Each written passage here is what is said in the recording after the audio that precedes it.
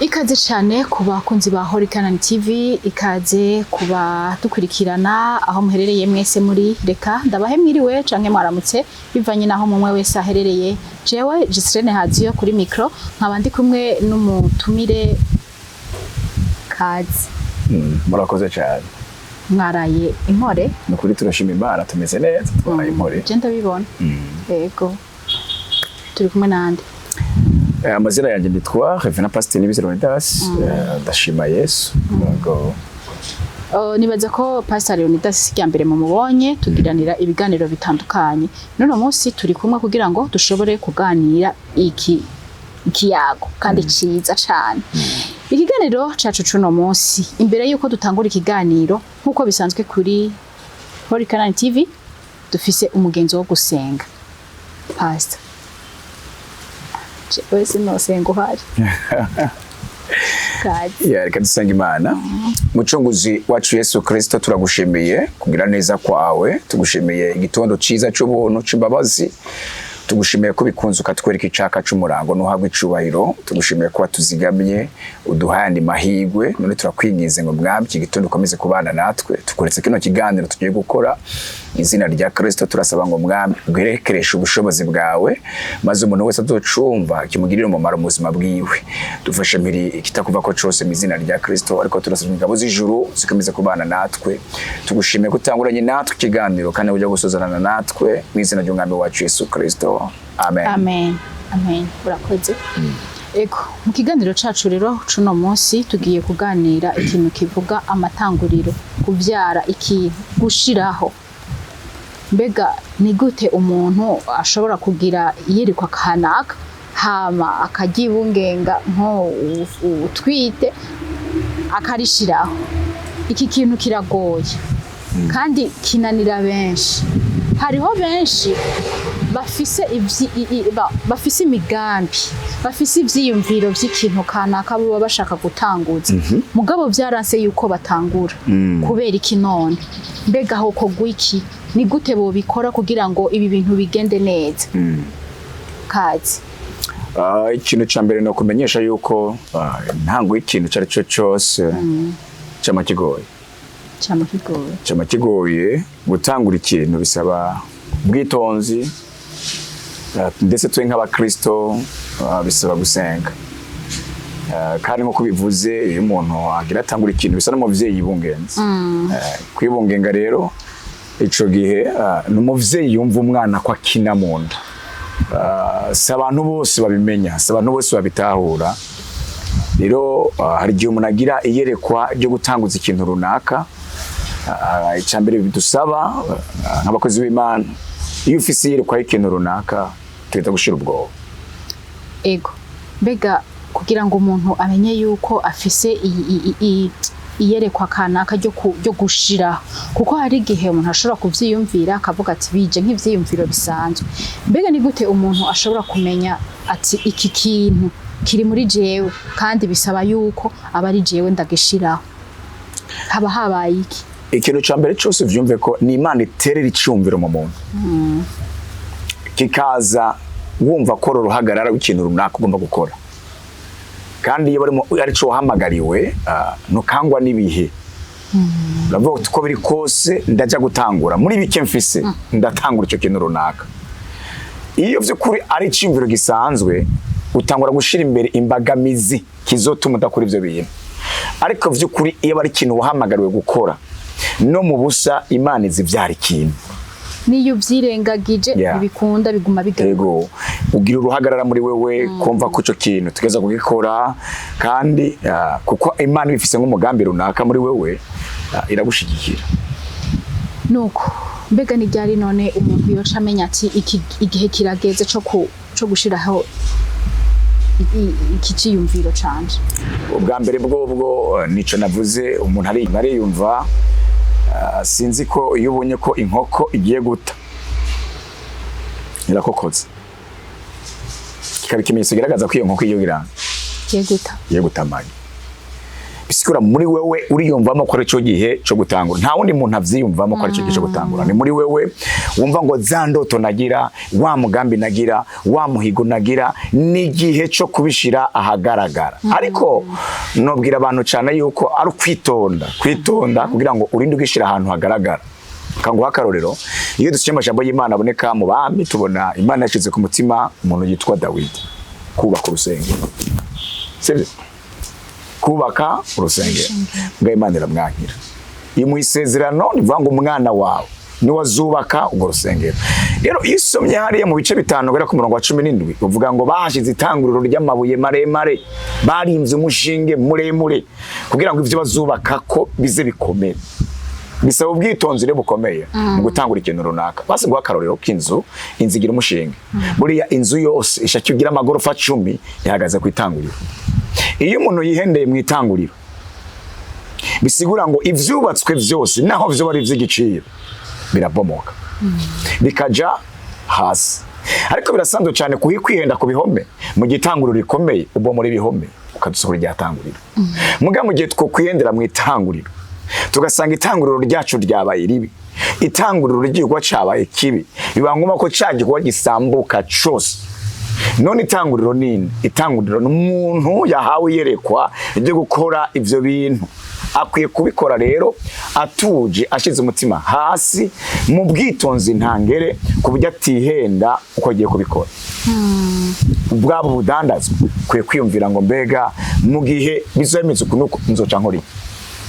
Cyaba igihe cyo gutangura ishengero, ukwiye kwiyumvira ngo mbega mu gihe bizogenda uko nta biziga bizogenda gute. Abantu benshi bifise imbagamizi yo kwiyumvira ko hakenewe abantu kugira ngo dutangure ukore kuko runaka. Si benshi bakenewe. Ubwa mbere umuntu akenewe ni wewe. Wewe uvyumva mu mutima ko vy'ukuri ari cyo gihe cyo gutangura igikorwa. Je uko magaze hano cyangwa nicaye hano mera gutangura ishengero. Aheze amezi 6 dutanguje igikorwa ku Musaga, kuri zone ya Musaga. Kujya kane ndetse haruguru ya mwipave kujya kane. Bisikura ngo vyansavye gushira umutima hasi. Vyansavye kwemera inkurikizi by'ibizoba. Iyo dutanguye ikintu twumva ngo teza kumva ko hategeza kubamwo ubwoba kenshi burabamwo, kandi urumva ko menga ntibizokunda hamwe. Ariko kubera ko ari umuhamagara Imana guhamagare gukora, ukumva urenye mu mutima, ukumva tibyo kuri bizogenda neza. Je nkunda kwigira kuri Kristo mu gutangura ibintu. Iyo tubavye ubuzima bwa Kristo Yesu, yaje mwisi afise umugambi wo gucungura bari mwisi. Wari umugambi? Si umugambi wa Kristo. Yavuye mu ijuru afise umugambi wo gucungura bari mwisi. Amaze gushika ngaha ku isi, ntiyashitse arondera igugu ry'abantu. Oya. Yahereye ku bantu 12. Voilà. Yahereye ku bantu 12. Arondera abantu 12 ababwira ivy'umugambi afise. Arababwira ikitumye aje kugira ngo azane ubwami bw'Imana mwisi. Sivyo? Muri abo 12 yarafisemo ngo abandi 3 yadugana umusozi. Usinye muri Matayo 17 urabona mwe Yakobo, urabona mwo Yohana. Sivyo? Urabona ngo Petero yabaduganyije umusozi. Bisigura ngo rero mu kintu cyose tugira dutangure, mu kintu cyose wifuza gutangura, uragomba gukorana n'abantu. Kwa kesaso nta kintu uzokora ngaha mwisi utari kumwe n'abantu. Ariko abo bantu rero ukwiye kubitondera. Ukwiye kumenya hari imigwi ikomeye Yesu yakoze, ni imigwi 3. Nuko yarafise abantu 12, nuko yarafise abantu 3 biherera bakaganira ivyerekeye uwo mugambi, ico gikorwa bagira bakore. Mwibuke ko Yesu yabwiye Petero ati Petero, aho uri ntama zanje. Bye baragira ibihe vyiza byo kuganira nawe. Rero kindi kiboneka Yesu yarafise ishengero kujya abantu. Bivuga ngo yaragabwe n'abantu 500. Hari baharuye abagabo gusa, abagore n'abana batarimwo mu 500. Bisigura iki rero? Nobwira umuntu wese yifuza gutangura ikintu, ubwa mbere nuko ushira ubwoba, bwa kabiri ugisengere, bwa gatatu ukiganirize umuntu mpemu yera akurungika ko kwiganiriza. Wewe nk'umuntu amaze amezi makeya atanguye ashizeho amatanguriro y'ishengero, watubwiye yuko watanguje ishengero ku Musaga kujya 3. Yego. Hehe kujya kane iri kujya kane haruguru ya zone, haruguru ya zone gato ushitse kuri zone ubuhashitse ni haruguru gatoya. Okay. Wewe rero nk'umuntu abiherukamwo vuba ndashaka utubwire intambamyi zitanu ziri muri urwo rugendo rwo gutangura ikintu. Intambamyi ya mbere mu buzima n'ubwoba. Mbega bizokunda? Nico kintu utangura kwibaza. Bizoshoboka. Ibi vyiyumviro. Bene niko ngiye gutangura igikorwa kandi cyo gwa gisaba kubamwe abantu. Mbega abantu bataza sinzoba marama. Ni intambamyi ya mbere ikubita mu mutima atawundi muntu yumva. Mugabo kuko uba warahamagawe ukumva ijwi kuremesha ngo humura ndi kumwe nawe. Icyo ryagutera intege rigatuma ukomeza urugendo watanguye. Iyo ntambamyi y'ubwoba mu buzima hari abantu bareka gutangura kuko ubwoba bwamaze kuza muri bo. Ya kabiri, intambamyi ikomeye ya kabiri ni ukwiyumvisha ko uri kumwe n'abantu utazi ivyiyumviro byabo. Gutangurana n'umuntu akubwiye ngo nzobana nawe muri no rugendo, nzogushigikira, nzogufata ukuboko, inyuma y'ukwezi kumwe akubwira ngo baye, akubwira ngo ntibigishobotse ko tubandanye urugendo. Uja ahantu ukiyumvira ngo vy'ukuri niyo yampamagaye, siyo yampamagaye. Intambamyi igira gatatu, nabaza canke abo mutangurana bahamiye kwitwa barongozi runaka. Voilà, abantu kugukura. Abantu bavuga ngo nanje no bikora uku nawe wo bikora. Abantu baza kukonvenka kumva ko wokorera mu vyiyumviro vyabo. Ahubwo si nico gusa baba navuga ngo nawe ivyo wokora nanje no bikora. Avyumvise? Iyo ni ntamwe gira kanga gatatu. Si sawa? Kandi rero nagira nkubwire ngo irababaje. Intambamyi igira kane umuntu ahura nayo no kwihuta mu burongozi. Aho ubona kumenga ibikorwa umenga amaprase yose y'uburongozi ari vide. Kumva umenga umuntu wese aje wo muha igikorwa. Avyumvise? Iyo ni intambamyi igira kane. Iyo rero wihenze ugapfa kumuha igikorwa utaramwigisha, utarafata akanya ko kumusuzuma ngo umumenye, acasa n'ikirayi kiboze kiri migunira ry'ibirayi. Hakugira ico gufashije aza yica naho gejeje. Ni intambamyi ikomeye rero mu muhamagaro cyanye mu gutanguza ikintu runaka bisaba kutajana n'ibishobisho. Bisaba vy'ukuri kwitonda. Intambamyi igira gatanu no kwaguka kudasanzwe kw'igikorwa. Aho ushaka gusanga ufite igikorwa kinini, bikorwa vyinshi utagira abantu ushobora guha ibikorwa. So bigenda gute kandi uba uri kumwe n'abantu? Iyo Imana iguhaye umugisha ishobora kukuzanira igihugu ry'abantu benshi. Mugabo asabwa utegura. Sigura ngo intambamyi ikomeye umurongozi araruha. Uburuhe bw'umurongozi ni intambamyi. Kumva ko ari muri iki na kiriya na kiriya na kiriya na kiriya. Kuko mu gutangura ibintu sinzi ko vyumva. Ushaka gutangura tureke ishengero. Nawe utangura business usanga uri comptable. Si sawa? Ugasanga ni burangura. Ugasanga no kurikirana amakori muri leta. Wavyumvise? Rero no mu burongozi bwo gutangura ikintu runaka, umurongozi araruha. Akaba yipuze kabisa akumva umubiri utagirana utatembera neza amaraso. Uburuhe kandi Imana yakugurura imiryango.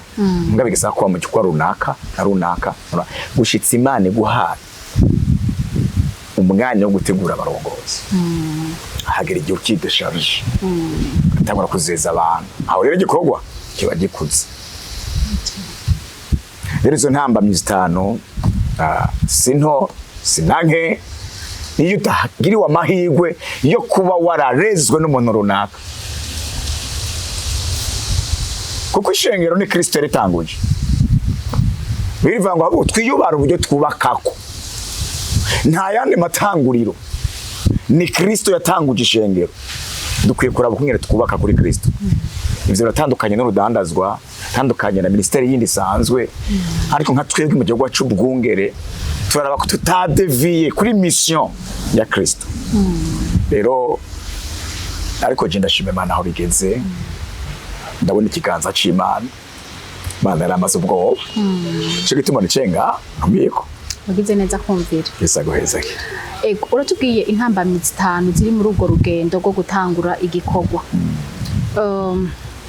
navuga nibutsa abakunzi bacu n'amatanguriro yaba ikintu cari cyose ahanini si kuvuga ngo ni shengero ariko ni gutangura business ni gutangura projet y'ikintu cari cyose ubufise muri wewe yes ego uratubwiye uti hari ibintu bitanu muri urwo rugendo rwo gutangura mbega abahaciye nyene bagahura n'izo ntambamyi nibihe bindi bintu nka bitanu yogira kugira ngo ashobore guhangana n'izo ntambamyi bikunde igikorwa ciwe gihagarara icambere akwiye kwiyumvamwo ko ari we yahamagawe sabandi bahamagawe niwe wahamagawe buriya umuvyeyi niwe yumva umwana akina mu nda kandi niwe azomuvyara akwiye kwinengesera kubw'ineza y'iki y'umwana ikintu cambere iyumvishe ko atawundi muntu yahamagawe hari ikintu mbwa nivyo bakunda kuvuga vango nyene umupfu ni wafata hanuka rero yavuze ngo nyene umupfu ni wafata hanuka bisigura ngo emera ubwo buruhe emera kurara ijoro abandi basinziriye reka gutibirake ku bantu hari kuko muri uwo muhamagaro tuko turavuga muri business yose ushana gutangura n'umukozi uwo mukozi mu ndwi zibiri hagusezera kubera ati boss jewe ndagiye niye namba wararanguye utegeza kudandaza kuri kose ntuco bitango nuko yagiye iri kintu cambe no bamenyesha umuntu wese afise uwo muhamagaro gutanguza ikintu runaka iyumvishe yuko uburemere bwose bw'ivyo bintu biri kuri wewe chaka bino vuga gushira ubwo hari gihe bidusaba ko mu buzima dushira ubwoba twitegereza imbere gose buriya namba mubivyi ashira imbuto yiwe mu kuzima kabura abagiye cyo kubura mbwa akagira ivyizigiro kwejeho bukera imvura negwa zanagoga kizonaga congere gitutuze bidusaba gushira ubwoba ica gatatu mu buzima nabo batanguje ikintu runaka bigusaba kwihangana umwana ngo ntavuga ngo cyuzuye ngo vyego nyene aba bose ubona uyu munsi bakomeye aba bose twifuza kuba nkabo barafise ahantu baciye uwo bikuganira utokwifuza kuhaca ariko abantu baciye nico cyabateguye kuba abo bari bo uyu munsi kwihangana naho bitariko biragenda neza uyu munsi kw'Imana yagutanguje mu cyo kintu muri wewe ihangane Kristo yarabitse kandi kayira bizogenda neza gira kangahe gatatu ikindi kintu no bamenyesha kugira umwete nasonye amajambo y'Imana mu migani ngwiye umuntu n'umunyamwete azokorera abantu kandi birikavuga ngo umunyamwete azokoma afise umutima utotaye ngo ari kikinebe kizipfuza n'ikihaba kugira umwete ntambo kigira kane mu buzima kugira umwete gira umwete mu byo watanguye ntaco cikivuta kubera abantu bazodokritika bazokuvuga utari bazogerageza bagucafuze ariko inyishu yabo kugira ngo ubereke ko vy'ukuri ari umuhamagaro utabuze ikintu kigira ngo umwete ejo abakubiye ko bitashoboka bazokubona ko cashobotse nibagira umwete wo kutadende bukigwa mu vyo urimwo ica gatanu vy'ukuri ukwiye kwigirira icyizere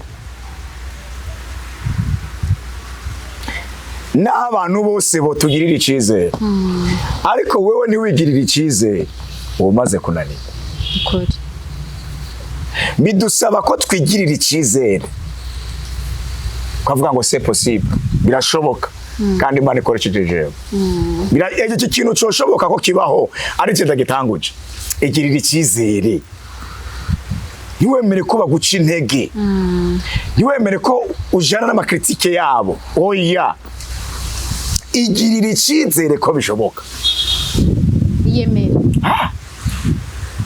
n'ibintu rero bitanu byo gushoboza ariko mu kintu runaka cyose wifuza gukora iki kintu cya gatanu cyumve rwose n'ibigirira icyizere girira icyizere kandi nabonye umuntu bivuga ngo umuntu abibarira ngo rekageze kwimbura abanezero ni hose rero igirira icyizere kwejo ari heza yes nuko dusa n'abasozera ikiganiro cacu ndashaka ubwire akajambo ka nyuma abariko baradukurikira uno munsi batekeye ikintu bashaka kubyara hariho abariko baradendebukirwa bumva bo bivamwo hariho abafise amatsiko bavuga ati mbega mana yanje bino bintu bizohera he bizonzo bitangura gute ya icambe no babwira no bamenyesha comme conclusion no bari ngo nambe Imana ashize ikintu muri wewe nta wundi muntu yiteze ugikora atari wewe ni wowe Imana irindiriye kugira ngo ushire ubwoba utangutse ikintu runaka kandi agira ngo menyeshe ko uri inzira imwe mu bazotabaga namba ari ministere namba ari company runaka namba ikintu cyose ugomba gukoresha kuko navuze ko kikenera abantu hari abantu bazogira umugisha ku bwabo ukiye kudateba rero muri izo ndoto kuko hari abantu baguma mu ndoto gusa bakazorinda bapfa batikanguye bisa ko wikangura ugatangutse ikintu runaka ntutinye kunanirwa naho wonanirwa siwe wambere azobananiye ntutinye ko abantu bo kuvuga nabi siwe wambere bavuze nabi tangura igikorwa kandi uhumure iyatumye uvyiyumvira iyatumye igushoboza muri wewe kaza nico ciyumviro irafise n'izindi mpamvu irenga imwe izo gushigikira nabonye Imana rero mu kintu cyose ifisemo inyungu iragishigikira gusa ndabifurije gutangura ibintu Kristo afisemo inyungu niyabigiramo inyungu azobibamo azobikora azotuma bikunda Yesu abahizagira urakoze cyane pasareka ndagushimire nongere nshimire abakunzi bacu ba Horikana TV ndabibutse gukora subscribe share na comment iyo waravye ikiganiro bikakuryohera gipartage ihe mugenzawe kuko ndizera kandi nifite icyizere yuko ibiganiro dukora hano birafasha cyane kuko hari intahe duhora turonka badushimira rero iyo unezerewe n'ikiganiro canke iyo kigufashije urashobora kugiha abagenzi bawe nuko turarangije pastor urashobora kuturangiriza udusengero ego Mana mucunguzi wacu Yesu Kristo turagushimiye ko watugiriye neza muri kino kiganiro none ni benshi bari kora kwirikirana kino kiganiro turabasengeye Imana harabavuganye nabo biciye mu ijambo ryawe harabavuganye nabo biciye mu nzozi harabumvise ijwi ryo gutanguza ikintu runaka turabasengeye mu izina rya Kristo ngo we gushira ubwoba baye gushira amanga baye guhagarara badatinya mu izina rya Kristo dufashe ivyo abera intambamye vyose ariko turabasengeye ngo ubuntu bwawe budasanzwe bavugire imiryango yari yugiye ku buzima bwabo niyuguruke mwami mu izina rya Kristo turavuze ngo umuntu wese ariko arakurikirana cyo kiganiro reka mwami umuyindi ntango nsha reka umwongeremo ivyizigiro muri we Mana zobukoze sivyo gusa turasenye namaze gutangura ubabera Imana ubafata ukuboko ubashikane aho bageneye kubashikana wabwiye Yeremiya ngo Yeremiya ukiri urusero mu nda ya nyoko nari ndakuzi narinzi bizokubako natwe turasenze Mana ngo amatarano washize muri bo reka aje ku mugaragaro bayadandarishe kandi babone umusaruro Mana zobukoze urakoze kuvyumvise mu izina ry'umwami wacu Yesu Kristo amen Yesu ahumugisha.